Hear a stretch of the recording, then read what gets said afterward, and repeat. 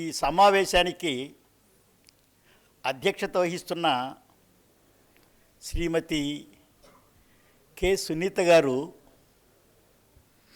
నాకు ఆత్మీయులైన మాధవరావు గారికి, కాకి మాధవరావు గారికి కుమార్తె, సోదరుడైన ఋష్యారావుకి కోడలు.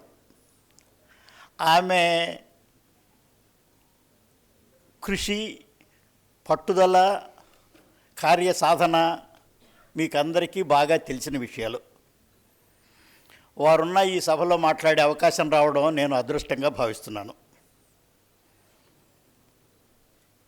ఈ కార్యక్రమాన్ని ఏర్పాటు చేసిన గంధం చంద్రుడు గారు చాలా సాహసం చేశాడు అని హృదయపూర్వకంగా నమ్ముతున్నాను. ఆయన చేసినటువంటి ఈ చర్య వల్ల మనకి చాలా వివేకోదయం అయ్యే అవకాశం ఉంది. ఆయన ఈ కార్యక్రమం చేపట్టడానికి కారణం, అంబేద్కర్ విగ్రహాన్ని, ఎక్కడా లేనంత ఎత్తులో ఉండే విగ్రహాన్ని ఎక్కడా లేనంత పెద్ద స్థలంలో ఏర్పాటు చేసిన ప్రభుత్వం యొక్క మాటలు మాత్రమే కాకుండా చేతల రూపంగా భావించి ఇది విశేషమైన కార్యక్రమంగా మనం అందరమే అనుకుంటున్నాం. ఆ కార్యక్రమానికి, ఎల్లుండి జరగబోయే కార్యక్రమానికి పూర్వరంగంగా చేస్తున్న ఈ పని చాలా ఉదాత్తమైనటువంటిది, విశిష్టమైనది. సాంఘిక సంక్షేమ శాఖకి, ఆ శాఖలోని ఉద్యోగస్తులందరికీ నేను హృదయపూర్వకంగా అభినందనలు తెలియజేస్తున్నాను. ఇవాళ ఈ కార్యక్రమంలో మమ్మల్ని భాగస్వామ్యం చేయడం నా అదృష్టం. నా అదృష్టం కలిగించిన చంద్రుడి గారికి, ప్రభుత్వానికి నేను ధన్యవాదాలు తెలియజేస్తున్నాను. విద్యా విషయకమైనటువంటి ఈ సమావేశంలో నేను మాట్లాడే అవకాశం రావడం ఒక విశేషం. ఈ కార్యక్రమంలో ఇప్పుడే రెడ్డి సుబ్రహ్మణ్యం గారు మాట్లాడిన ఆత్మీయమైన ప్రసంగం మీరు విన్నారు. ఆయన పేరు నేను చాలాసార్లుగా విన్నాను, కానీ ఇంకొక అదృష్టం ఇవాళ ఆయన చూడడానికి వీలైంది.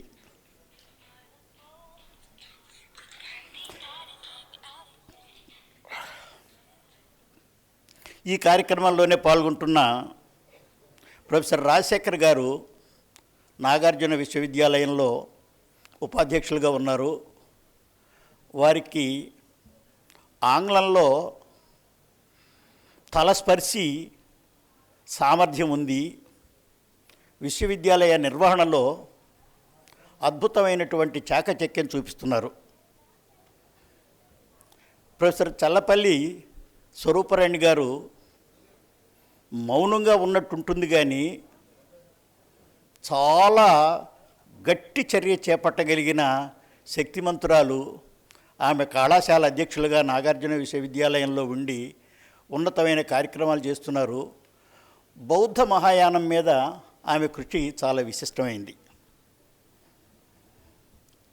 విద్యా విషయకంగా మాట్లాడడానికి 10-12 నిమిషాలని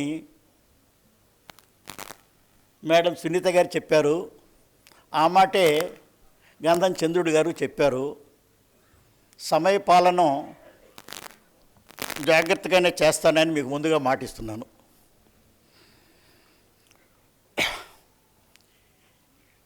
విద్యా విషయకంగా అంబేద్కర్ సాధించిన చాలా విషయాలు ఉన్నాయి. ఆయన 22 పుస్తకాలు రాశారు. ఆయన రాజనీతి నిపుణుడు, రాజకీయంగా జీవించిన వ్యక్తి, మేధావి, ప్రపంచానికి ఆదర్శంగా ఉన్న మనిషి. ఆ రోజుల్లో ఇక్కడెక్కడా లేనటువంటి విద్యని నేర్చినటువంటి గొప్ప వ్యక్తి. ఆ కాలంలోనూ అనంతర కాలంలోనూ ఆయనతో సమానమైనటువంటి మేధావి, విద్యావంతుడు లేడని ప్రపంచం అంతా కీర్తింపబడ్డ వ్యక్తి.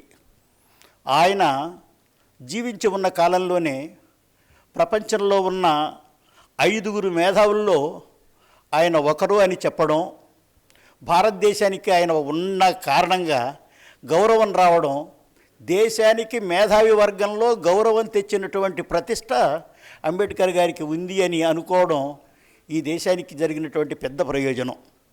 అట్లాంటి వ్యక్తి తన బాల్యం నుంచి విద్య పట్ల విశేషమైనటువంటి ఆసక్తి చూపించిన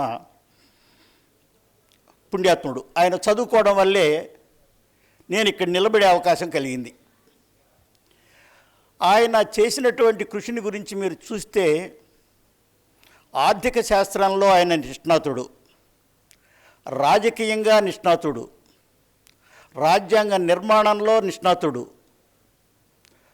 న్యాయ పాలనలో ఎన్ని అంశాలు ఉంటాయో అన్ని అంశాలలో తలపండినటువంటి పెద్ద చైతన్య శక్తి. చరిత్ర గురించి ఆయనకు బాగా తెలుసు, మానవ శాస్త్రాన్ని గురించి తెలుసు, సామాజిక శాస్త్రాల గురించి తెలుసు, ఆర్థిక శాస్త్రాన్ని గురించి మహోన్నతంగా తెలుసు. ఆయన ఒక్కడికి ఇన్ని విషయాలు తెలిసే అవకాశం రావడం మనకెట్లా తెలుస్తుంది అంటే ఆయన రాసిన పుస్తకాల వల్ల. ఆయన పుస్తకాలు 22 నేను చదివాను అని, 22 నేను తెలుగు విశ్వవిద్యాలయం చేత అనువాదం చేయించానని కొద్దిమందికే తెలుసు కాబట్టి ఇక్కడ చెబుతున్నాను. ఆయన ఎంత మహాపండితుడో మనకు ఆలోచిస్తే ఆశ్చర్యకరంగా ఉంటుంది. ఒక వ్యక్తి ఒక అంశంలోనే తలస్పరిచి పాండిత్యం సాధిస్తాడని మనందరికీ తెలుసు. ఇన్ని అంశాల్లో ఇంతే కాదు, పత్రికా నిర్వహణ తెలుసు ఆయనకి, సంపాదకుడుగా ఉండడం తెలుసు, మూకనాయకు నడుపుతున్నప్పుడు మరాఠీ భాషను ఎంత ఉన్నతమైందో చెప్పాడు, హిందీ ఎంత గొప్పదో చెప్పాడు, పాళీ మనకెవరికీ తెలియదు, పాళీ నేర్చుకున్నారు ఆయన, ఇంగ్లీష్ బాగా వచ్చని ఆయన పుస్తకాలన్నీ చెబుతాయి. ఇన్ని భాషలు వచ్చినటువంటి మనిషి భాషా తత్వశాస్త్రం తెలుసు ఆయనకి, భాషా శాస్త్రం తెలుసు. భాషలు తెలియడం వేరు, భాషా శాస్త్రం తెలియడం వేరు. ఇన్ని తెలిసినటువంటి మనిషి, ఇంత చదువు వచ్చినటువంటి మనిషి ఎక్కడా ఉన్నాడా అని మీరు ఆశ్చర్యపోయే పరిస్థితి వస్తుంది. అంతటి ఉదాత్తమైనటువంటి వ్యక్తిత్వం ఉన్న ఆయన చేసినటువంటి కార్యక్రమాల్లో మీరు బాగా అన్నింటినీ చూశారు. జీవితం అంతా కూడా తపన పడుతూ ఉన్న మనిషి. ఆయనకి 2 రకాల తపస్సు ఉంది. ఒకటి నిత్యం జ్ఞానం ఆర్జించటం, ఆ జ్ఞానాన్ని నిత్యం జనానికి పంచడం, పంచిన జ్ఞానం ద్వారా మేలు జరగడం, జాతి మేల్కొనడం, అణగారిన వర్గాలకి అభ్యుదయం కలగడం, వీళ్ళు ఇక్కడ ఉండవలసిన వాడు ఇక్కడ ఉండవలసిన వాళ్ళు కావాలనే ఆలోచన ఉండడం, వీళ్ళు బాగా చదువుకోవాలనే తపన ఉండడం, తన గ్రంథాలయమే తన జీవితంగా మార్చుకోవడం. ఆయన విద్యకు చూపించినటువంటి పట్టుదల చూస్తే ఎవరికైనా ఆశ్చర్యం కలుగుతుంది. అన్నం తినకుండా చదువుకోవడానికి ఇష్టపడ్డ మనిషి, ఒక్క అప్పడం తిని ఆ పూటకు చదువుకున్నటువంటి మనిషి, అన్నం లేకపోయినా పుస్తకం ఉంటే చాలనుకున్న మనిషి, పుస్తకాల కోసమే బ్రతకాలి అనుకున్నటువంటి ఆలోచన చేసిన మనిషి. అట్లాంటి మనిషి చేసినటువంటి గొప్ప కార్యక్రమం ఈ దేశం ఇంత చైతన్యవంతంగా ఇవాళ ఉండడానికి కారణమైంది. ఎంత చైతన్యవంతంగా ఉంది అనేదాన్ని మనం ఎంత బేరీజు వేసుకున్నా ఈ దేశం ఇవాళ ఇట్లా ఉండడానికి కారణం ఈ భారతదేశ చరిత్రలోనే ఒకే ఒక్క మనిషి, ఆయన అంబేద్కర్. ఆయనంటూ లేకపోతే రాజ్యాంగం లేదు, రాజ్యాంగం అంటూ ఏదో రాసి ఉండొచ్చు వేరే వాళ్ళు, రాజ్యాంగం లేకపోతే ఇంత నియమంగా జీవితం ఉండదు, ఇంత రాజకీయంగా వ్యవస్థీకృతమైనటువంటి పాలన ఉండడానికి కారణమైనటువంటి వ్యక్తి చేసినటువంటి సేవ అంతా ఇంత కాదు. ఒక మహాశయుడు, ఒక మహాత్ముడు, ప్రపంచ మేధావి, చదువు వల్ల ఒక దేశ చరిత్రను మార్చగలిగాడు, ఒక దేశ చరిత్రను సుస్థిరం చేయగలిగాడు, ఒక దేశం సుభిక్షంగా ఉండడానికి కారణమైనటువంటి చాలా కార్యక్రమాలు చేయగలిగాడు. నేను ఆయన పుస్తకాలు చదవడమే కాదు, పరిశోధన చేశాను, చేయించాను. వాటన్నింటినీ నేను ప్రస్తావించను ఇక్కడ, కానీ ఒకే ఒక్క విషయం చెప్తాను. అంత బాగా చదువుకున్న ఆయన ఏం చేశారు? సమూహ జీవిగా జీవించాడు, ఒంటరిగా జీవించలేదు, ఒకడుగా లేడు, అందరితో కలిసి ఉన్నాడు. అందరూ కలిసి ఉండాలని కోరుకున్నాడు. అందరూ కలిసి ఉంటే ఒక ఆలోచన లోకం మీదకి ప్రసారం చేయడానికి వీలవుతుంది. ఆ ఆలోచన పంపించవచ్చు. పంపిస్తే అది ప్రకంపనలు సృష్టిస్తుంది, మొత్తం వ్యాపిస్తుంది. వ్యాపించినటువంటి ఆలోచన జనానికి మేలు చేస్తుంది, గొప్ప సాధన చేస్తుంది, గొప్ప అవకాశాలు ఇచ్చే పరిస్థితిని కల్పిస్తుంది. అది కావాలని కోరుకున్నాడు. కోరుకోవడమే కాదు, చదువు నేర్పు, సమీకరణం అయ్యేటట్టు చూడు, కావలసిన వాటి కోసం సాధించే మార్గం ఏర్పరచుకో అని దేశానికి ఇచ్చిన సందేశం ఒక్క దళితులకి ఇచ్చిందే కాదు, ఒక్క వెనకబడిన తరగతుల వాళ్ళకి ఇచ్చిందే కాదు, స్త్రీలకు ఇచ్చిందే కాదు, అణగారిన ఏ వర్గానికో ఇచ్చిందో కాదు, అసలు దేశానికే ఇచ్చినటువంటి సందేశం. మీరంతా చదువుకోవాలి, చదువు చెప్పండి. చదువు చెప్పడం వల్ల చీకట్లో ఉన్న బ్రతుకులు వెలుగులోకి వస్తాయి, మూసుకుపోయినటువంటి తలుపులు తెరుచుకుంటాయి, ఆందోళనతో అంతరించిపోతున్నటువంటి జనంలోకి సూర్యోదయం కిరణాలు ప్రవహిస్తాయి. ఆ ప్రవాహం వచ్చినప్పుడు మీరు చాలా చైతన్యవంతులు అవుతారు. అందరినీ చదివించండి, 100కి 100 చదువుకునేటట్టుగా చేయండి. ముఖ్యంగా అక్షరానికి దూరమైనటువంటి వాళ్ళు క్షరమైనటువంటి ప్రయత్నం చేసి నిరంతరము చదువుకొని ఆ చదువు ద్వారా లోకాన్ని చూసే శక్తిని, కొత్త కళ్ళు వచ్చే శక్తిని, కొత్త చూపు వచ్చే శక్తిని, నేను ఇక్కడ ఎందుకున్నాను, నేను ఎక్కడ ఉండాలి, నా ఆలోచన ఏమిటి, జనం ఏమిటి, ఇట్లా ఉన్నారు ఎందుకు అనుకునే తెలివిని, ఏ సాహిత్యం ఎందుకు వస్తుంది, ఎవరు ఎందుకు ప్రవర్తిస్తారు, ఎవరు ఏమి రాస్తారు, రాసిన దానికి కారణాలు ఏమిటి తెలుసుకొని ఆలోచించే శక్తి వచ్చి అణగారిపోకుండా ఉండేటటువంటి చదువు వస్తుంది అని, ఆ చదువు జనానికి అందరికీ రావాలని, మీకు మాత్రమే ప్రత్యేకం కాదు, జనానికి అందరికీ రావాల్సినటువంటి చదువు అనేటటువంటి దృష్టితో చెప్పిన మాట చాలా గొప్పది. ఈ దేశం భిన్న కారణాల వల్ల, భిన్న సామాజిక వాతావరణాల వల్ల చరిత్ర అంతట్లోనూ విభక్తమై ఉంది. ఎన్నో కులాలుగా, ఎన్నో మతాలుగా, ఎన్నో వర్ణాలుగా విడిపోయి ఉంది. ఈ విడిపోయినటువంటి దాన్ని ఏకం చేయవలసినటువంటి అవసరం ఉంది. ఈ ఏకం చేయడానికి మనం అందరము కలిసి ఉండాలి. అందరము కలిసి ఉండేటటువంటి సమీకరణ పరిస్థితి రావాలి. ఆ సమీకరణం రావాలి అని అంటే దేనికోసం రావాలి? ప్రపంచంలో మీరు ఉన్నతమైనటువంటి దశను పొందే మానవులుగా రూపొందుతున్నారు అని తెలుసుకోవడానికి కావాల్సినటువంటి శక్తి మీ సమూహం నుంచి వస్తుంది, వైయక్తికంగా రాదు, అందరూ కలిస్తేనే వస్తుంది. ఎవడికి వాడు మహానుభావుడు అయితే లాభం లేదు, అందరూ మహానుభావులు కావాలి. అందరూ కావాలంటే మీరంతా సమీకరణం పొందాలి, మీరందరూ ఒకటి కావాలి, అనేకంగా ఉండొద్దు. ఏ దేశంలోనూ ఈ దేశంలో ఉన్నంతగా అనైక్యత ఉండదు. ఆ అనైక్యత పోయి మీరంతా ఐక్యంగా ఉండి సాధించవలసినటువంటి అభ్యుదయాన్ని సాధించుకునేటటువంటి దృష్టితో ఏకం కావాలి అని చెప్పినటువంటి మాట ఒక్కొక్కరికి ఒక్కొక్క రకంగా అర్థమైనా ఆయన చెబుతున్నటువంటిది ఈ దేశం ఒక్క మాట మీద ఉండేటటువంటిది కావాలి. ఒక్క మాట మీద ఉండేటటువంటిది అయినప్పుడు మీకు ఆర్థికంగా పెరిగే వాళ్ళు అవుతారో, సామాజికంగా పెరిగే వాళ్ళు అవుతారో, రాజకీయంగా పెరిగే వాళ్ళు అవుతారో, ఏ రంగంలో పెరగడానికి మీకు వీలుంటుందో ఆ రంగంలో పెరగడానికి అవకాశం వస్తుంది.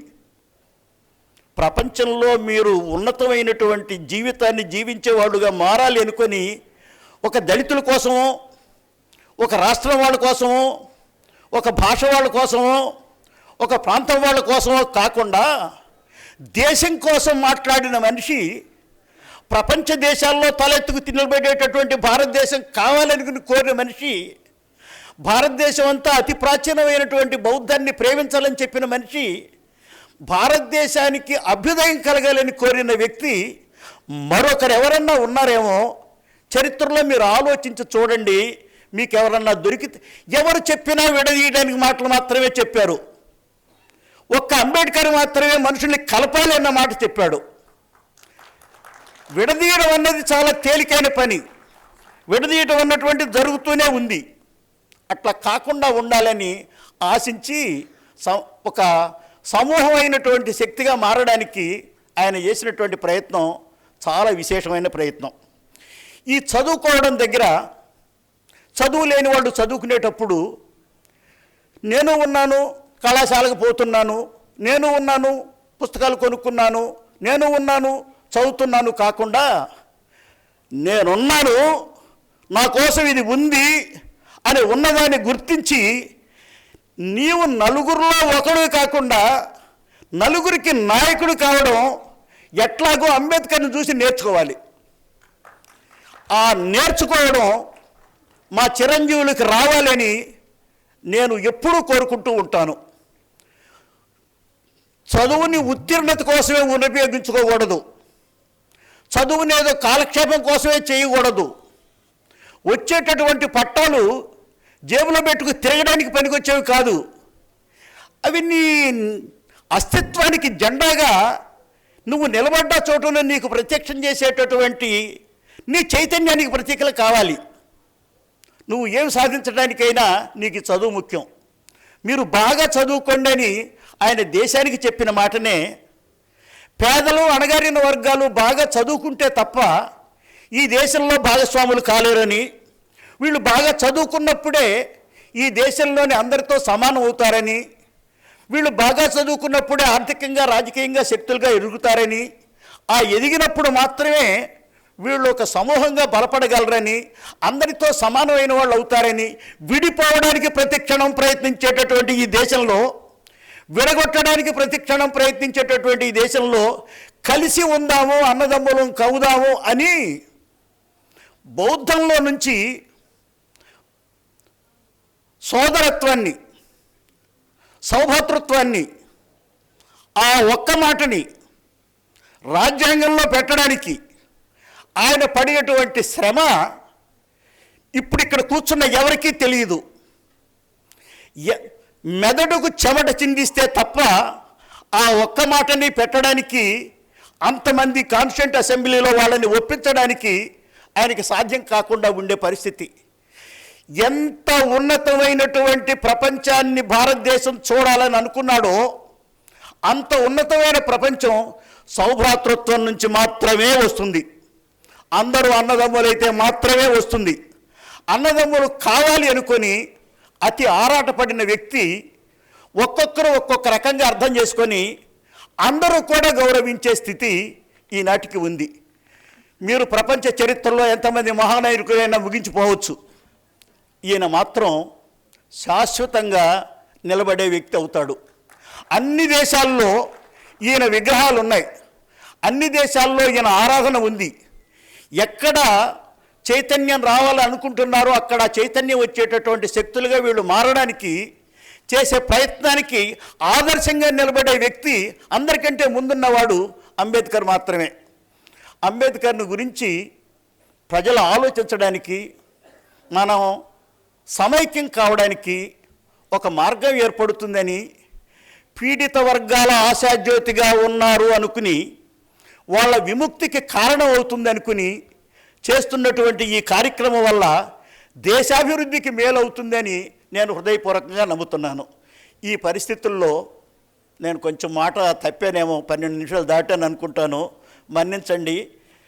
అంబేద్కర్ని గురించి ఆలోచించేటప్పుడు నేను నా అంతటి శక్తిని నేను ఎవరికంటే తక్కువ కాదు, నాకంటే ఎవరో ఎక్కువ కాదు, మేమందరమే అన్నదమ్ములవి, మేమందరం అన్నదమ్ముల్లాగా జీవిస్తాము. మా సమైక్యం నుంచి సమాజ అభివృద్ధి ఉంటుంది, సమైక్యం నుంచి భారతదేశం అభివృద్ధి ఉంటుంది. ఈ అభివృద్ధికి నేను చేయవలసినటువంటి కృషి ఉందని ప్రతి వాళ్ళు అనుకోవడానికి అంబేద్కర్ ఆదర్శం. అంబేద్కర్కి నమస్కరిస్తూ సెలవు తీసుకుంటాను. ధన్యవాదాలు.